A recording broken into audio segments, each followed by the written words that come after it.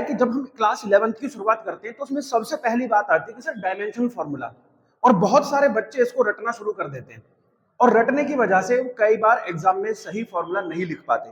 लेकिन जैसे अभी आप मेरे से पूछो कि सर फोर्स का डायमेंशन क्या होता है, तो मैं सीधे से बता दूंगा कि फोर्स का डायमेंशन होता है mlt-2, है ना।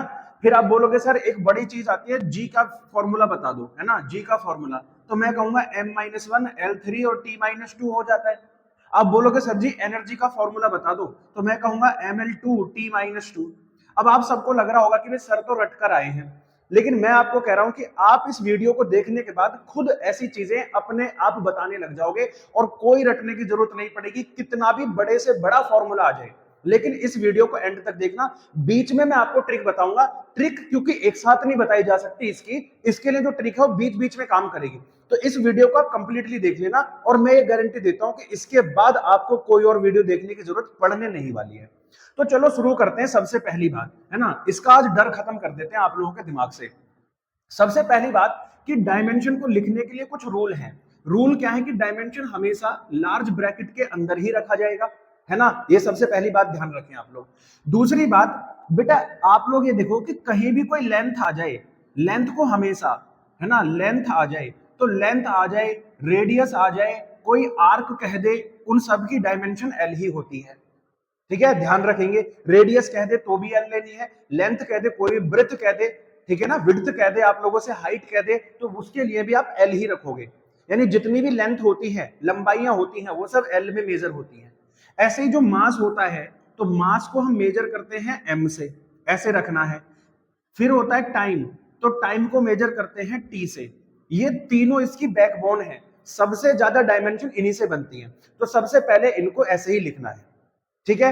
दूसरी बात, अगर मान के चलो नीचे टी आ गया, तो ये टी ऊपर जाकर टी की पावर -1 बनाएगा। भाई 1 में टी आ गया ऐसे करके, तो टी ऊपर जाकर टी की पावर -1 बनाता है, ठीक है। अच्छा जी, अब जैसे ट्रिक की बात करते हैं कि यहां से ट्रिक नंबर 1 शुरू होती है। ट्रिक नंबर 1, ट्रिक नंबर 1 कैसे शुरू होती है? तो बेटा सबसे पहले जैसे आपने डायमेंशन लिखी, छोटे छोटे से शुरुआत करेंगे, फिर बड़ी बड़ी ट्रिक्स बताएंगे आपको। भाई ट्रिक की शुरुआत करी आपने यहां से। सबसे पहले पहली ट्रिक होती है कि कोई भी फॉर्मूला आपको याद होना चाहिए। सारी चीजें फॉर्मूले पर बेस होती हैं। जैसे सर बताओ स्पीड की डायमेंशन क्या होगी? तो स्पीड का फॉर्मूला होता है सर जी डिस्टेंस अपॉन में टाइम, यही तो होता है, सीधी सीधी बात होगी। अब आप मुझे बताओ भाई डिस्टेंस क्या है? एक लेंथ ही तो है, तो लेंथ के लिए एल रख दोगे। टाइम के लिए आपने टी बताई है। अब ये टी नीचे से ऊपर जाएगी, तो अभी आपने बताया था कि -1 हो जाएगी, तो ये लो बनेगी इसकी डायमेंशन। आराम से बनी कि नहीं बनी? कुछ भी इसमें रटना पड़ा कि नहीं? अब आप सोचकर देखो, आपके दिमाग में चलता कि speed equals to distance upon time होता है, तो एल अपॉन टी हो गया, ये टी ऊपर जाएगा तो माइनस में बन जाएगा, इसलिए डायमेंशन होगी एल टी -1। तो देखो है ना, है दिमाग का खेल सारा, कुछ रटने की जरूरत नहीं। अच्छा, अब बात आई सर जी एसिलरेशन की बारे में बात कर लो। एसिलरेशन क्या है सर जी? तो एसिलरेशन का भी फॉर्मूला आप लोगों ने पढ़ा था कि sir change in velocity, change in velocity upon में टाइम होता है ना। तो वेलोसिटी ही स्पीड है, तो वेलोसिटी का फॉर्मूला रख दोगे एल टी -1, और नीचे फिर से टी आ गया, ये टी फिर से ऊपर जाकर -1 बनाएगा, तो -1 पहले से ही है, -1 और जुड़ गया, तो बेटा एल टी -2 नहीं हो गया? जल्दी से बताओ, एल टी -2 नहीं हो गया? है ना सारी चीज। तो पहली ट्रिक ये रही कि फॉर्मूला याद हो, फॉर्मूले में रख दो, बात खत्म, कुछ रटने की जरूरत नहीं है। अब तीसरी चीज पे आते हैं, ट्रिक नंबर 2 पर आते हैं। ट्रिक नंबर 2, ट्रिक नंबर 2 क्या है? देखो कुछ डायमेंशन जैसे कि फोर्स, ठीक है, वर्क, एनर्जी, ठीक है, एनर्जी, प्रेशर, ये सब एक दूसरे से लिंक हैं। ये सब एक दूसरे से लिंक हैं। लिंक मतलब कैसे है? एक को याद कर लो, बाकी सभी इसी से मिल जाएंगे। और याद भी किसको करना है? केवल और केवल फोर्स को याद करना है। और याद भी क्यों करना है? आ जाओ फोर्स की डायमेंशन निकालते हैं। इन सब की डायमेंशन अभी आप तुरंत निकालोगे 2 मिनट में। देखो कैसे। बेटा फोर्स क्या होता है? F is to sir G m में बताया था, है ना। अब देखो चुटकियों में ऐसे करोगे सॉल्व, मैं गारंटी दे रहा हूं इस वीडियो के बाद में कुछ भी आपको समझने की जरूरत नहीं रहेगी, और 5 से 7 मिनट में आपका सब कुछ खत्म भी हो जाएगा। और ये फॉर्मूले क्लास 11th में, 12th में, नीट में, जेई में, हर जगह पर भर भर के आते हैं भाई। ठीक है, तो आज इसको बिल्कुल ऐसे समझ लो कि इसके बाद कोई जरूरत ही ना रहे।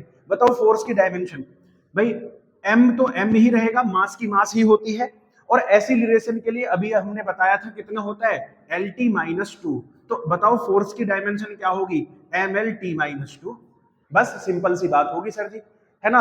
अब देखो वर्क कैसे रिलेटेड है, वर्क इज इक्वल्स टू होता है फोर्स इनटू डिस्प्लेसमेंट। तो बस फोर्स की रख दो M L T minus two, और डिस्टेंस तो एल ही रखोगे, तो इसकी होगी M L two T minus two. बनगी नहीं बनगी फोर्स की भी। अब बताओ एनर्जी क्या होती है, एनर्जी ही वर्क होती है, वर्क ही एनर्जी है, तो जो वर्क की है वही एनर्जी की भी है। सही है जी, आपस में लिंक है या नहीं है। अब आगे सर जी प्रेशर, तो प्रेशर होता है P is equals to F upon A. तो F की डायमेंशन क्या थी, M L T minus two, upon में A की क्या थी, एल स्क्वायर। बेटा यहाँ पावर एक यहाँ दो, ये ऊपर जाएगा तो माइनस की बन जाएगी। आप बोलोगे sir L one minus two और टी माइनस टू, है ना, तो आप बोलोगे एम एल माइनस वन और टी माइनस टू। ये लो जी प्रेशर की भी बन गई। कितना सिंपल है, कितना आसान है ये सब चीजें समझना। बस आपको पहली ट्रिक है फॉर्मूला याद रखना है, दूसरी ट्रिक है कि ये कुछ रिलेशंस बिल्कुल एक की याद कर लो, सारी याद हो जाती है। अब मेन बात आती है कि सर जी कहीं एम्पियर आ गया, करंट आ गया, तो उसकी डायमेंशन कैसे बनाएंगे। तो भैया जो करंट होता है ना, करंट, उसकी डायमेंशन ही होती है ए। ठीक है, एम्पियर ए। दूसरी बात आ गई सर जी जी की डायमेंशन कैसे निकालेंगे। आपने कैसे जी की डायमेंशन बता दी कि ग्रेविटेशनल कांस्टेंट की जो डायमेंशन है वो m minus one L three और t माइनस टू होती है। तो चलो इनकी भी बात कर लेते हैं, इंपॉर्टेंट डायमेंशन को सॉल्व करते हैं। ठीक है, इंपॉर्टेंट डायमेंशन जैसे ग्रेविटेशनल कांस्टेंट जी की डायमेंशन क्या हो जाएगी। तो मैंने कहा मुझे कुछ रटने की जरूरत ही नहीं है भाई, मैं सीधा सीधा फॉर्मूले पर जाऊंगा। एफ इज इक्वल टू होता है G M one M two upon में आर स्क्वायर। तो बेटा यहाँ एफ की डायमेंशन क्या है, आप बोलोगे sir M L T minus two निकाली थी। आर क्या है, रेडियस, रेडियस मतलब लेंथ, तो एल का स्क्वायर हो गया इधर आके। जी निकालना है, एम है मास, तो मास का स्क्वायर हो जाएगा, चाहे एम वन हो चाहे एम टू हो, सबकी एम ही लेनी है। ये इधर आएगा, आप सोच कर देखो। तो बोलोगे सर एम, इसको इधर ले लो, एल का क्यूब हो गया, टी की पावर माइनस टू हो गई, और ये भैया नीचे आ गया एम स्क्वायर। ये आ गई जी की डायमेंशन।